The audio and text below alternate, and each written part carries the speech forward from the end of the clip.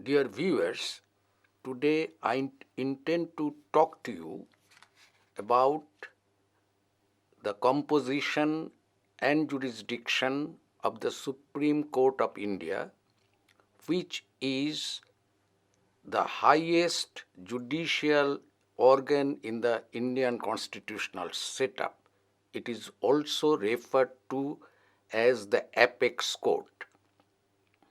The, according to the Article 124 of the Indian Constitution, the Supreme Court consists of a Chief Justice and 7 other judges. The Parliament of India has been given the power to increase the number of judges. Accordingly, the Parliament subsequently progressively increased the number of judges. At the moment, the Supreme Court consists of a Chief Justice and 30 other judges.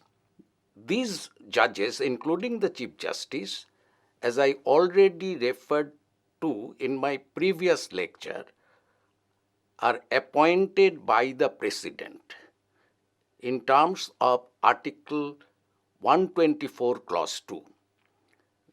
This article was not amended, but the pattern of the procedure for appointment of the Supreme Court as well as High Court judges were significantly changed, particularly after 1993. How and why was discussed in my previous lecture while considering the appointment of the High Court judges. So I needn't elaborate this point further here. I just want to point out one thing, that in this appointment process, the judiciary, particularly the Chief Justice and 4 senior-most judges of the Supreme Court, have been given prominence in the selection of judges of the Supreme Court and High Courts. And this was criticized in different quarters. Hence, the necessity was felt for the constitution of for the composition of a judicial commission, judicial appointment commission. Accordingly, last year, a bill was passed in the Rajya Sabha in September 5, 2013. A constitution amendment bill was passed in the Rajya Sabha. The bill was sent to a parliamentary standing committee for critical scrutiny of the bill. The bill, if passed in the Lok Sabha subsequently, and if the President gives his assent to the bill will become an act. After the bill becomes an act, the composition of the committee entrusted with the task of selecting the judges will be like this. That is, this proposed commission will have as its members the Chief Justice of India, 2 senior-most judges of the Supreme Court, the Union Law Minister, and 2 other eminent persons from different walks of life. So these 6 members will appoint judges of the Supreme Court as well as of the High Courts. Now the question is, the other 2 members, eminent members, how these eminent members will be selected. Here also a separate panel has been proposed. A separate panel consisting of the Prime Minister of India, the leader of the opposition in the Lok Sabha, and the Chief Justice of India will decide who will be the other 2 eminent persons to be the members of the Judicial Appointment Commission. So that's all about the proposed commission. Further, I just only want to point out that Article 124 Clause 3 deals with the qualification of judges. It says a judge of the Supreme Court must be a citizen of India, must have served 5 years as a High Court judge, or must be an advocate of a High Court or High Courts for about 10 years. Or further, in the opinion of the President, he must be a distinguished jurist. It means he must be an eminent legal expert. So that's all about the qualifications. And a judge retires, a Supreme Court judge retires at 65. He may be removed earlier on grounds of misbehavior and incapacity, already elaborately discussed in my previous lecture. So I needn't repeat that point here. Further, I also discussed in my previous lectures provisions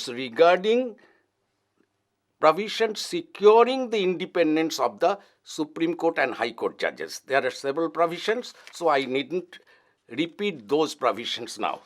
So I just want to go straight into the jurisdictions of the Supreme Court now. Before I do that, I must point out one thing at the outset, that our Constitution confers the Supreme Court the status of a court of record. And as a court of record, it can punish anybody for contempt of the Supreme Court. Now I want to deal with the jurisdictions of the Supreme Court. These are very important. In fact, I must say that our Supreme Court is a multi-jurisdictional body. In fact, our Constitution clearly lays down in several articles the jurisdictions of the Supreme Court in several respects. These jurisdictions, according to the Constitution, are fourfold. That means there are 4 types of jurisdiction. 1, original jurisdiction. 2, writ jurisdiction. 3, appellate jurisdiction. 4, advisory jurisdiction. All these jurisdictions must be explained separately. Now, first, original jurisdiction means the authority of a court, in this case the authority of the Supreme Court, to hear a case in the first instance. That means the Supreme Court and the Supreme Court alone will hear certain specific cases. For instance, in this case, the Supreme Court will hear cases of disputes between the federating units. In this sense, as already explained, we are a federation, India is a federation. So there are 2 sets of government, the central government and the state governments. Naturally, disputes may arise between the central government and the state governments.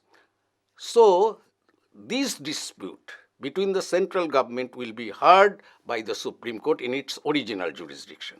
Or there is the possibility of a dispute between the central government and one or more state governments on one side and one or more state governments on the other side. This dispute will also be settled by the Supreme Court in its original jurisdiction.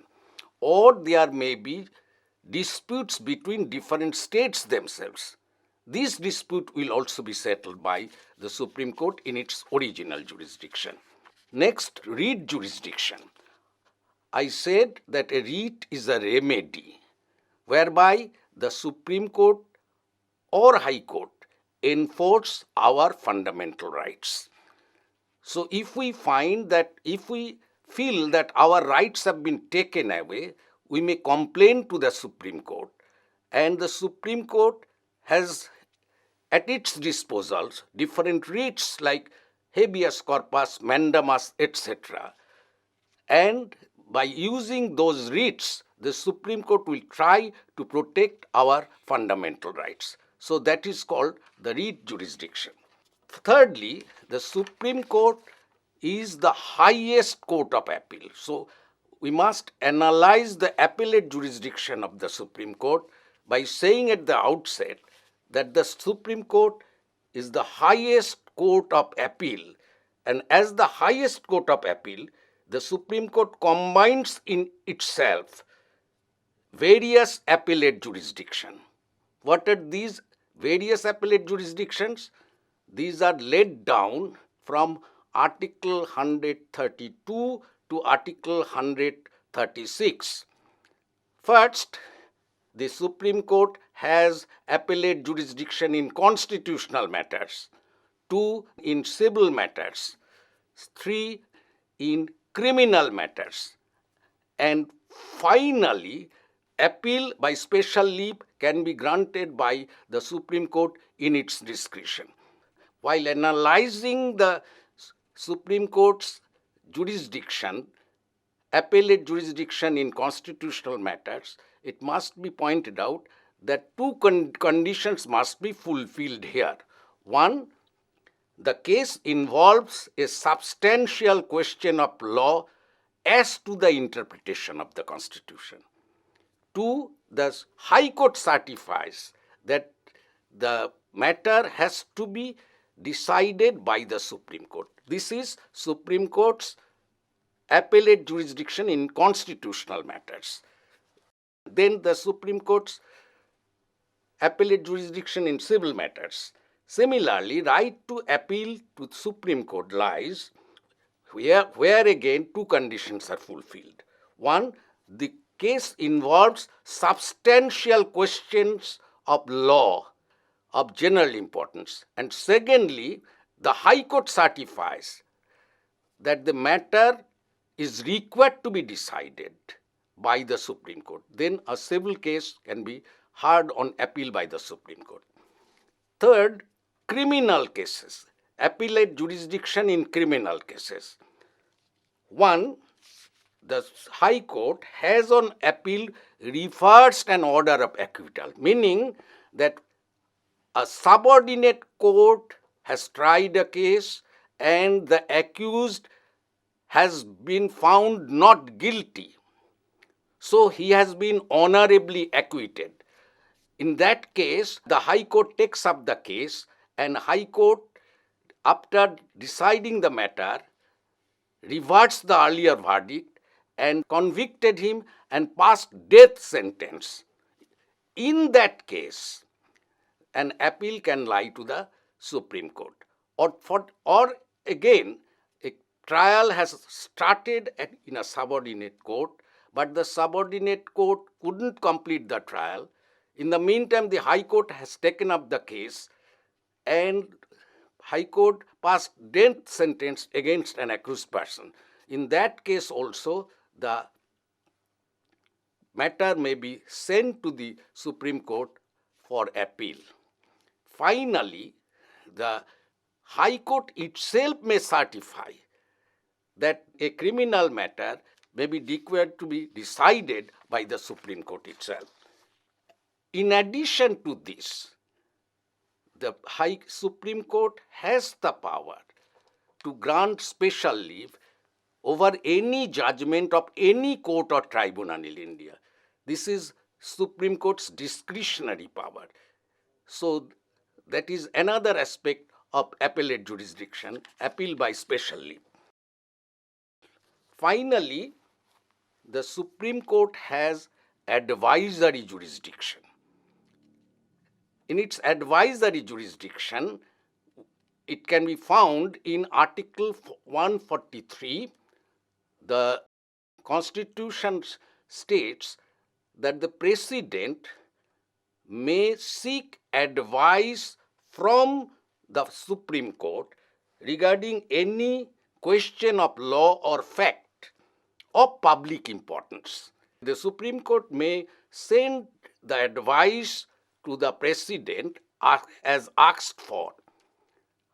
However, the President is not bound to accept the opinion of the Supreme Court in the matter. It must be pointed out also that the Supreme Court is also not bound to give its opinion in a particular matter as asked for.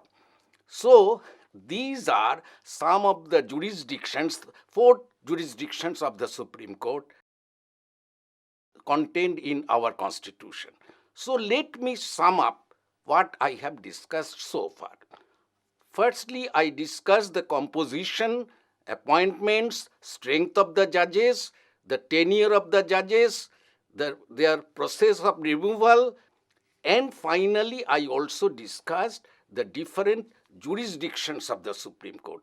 The original jurisdiction, the read jurisdiction, the appellate jurisdiction, the advisory jurisdiction. If we can understand properly all these jurisdictions, it will then be possible for us to assess the role of the Supreme Court in different spheres. For instance, its role as a federal court, its role as a protector of fundamental rights, its role as the highest court of appeal, its role as the interpreter and custodian of our Constitution, which is in fact the subject matter of my next lecture. This lecture will be understandable to all if one can properly understand the different jurisdictions contained in different provisions of our Constitution. Thank you all.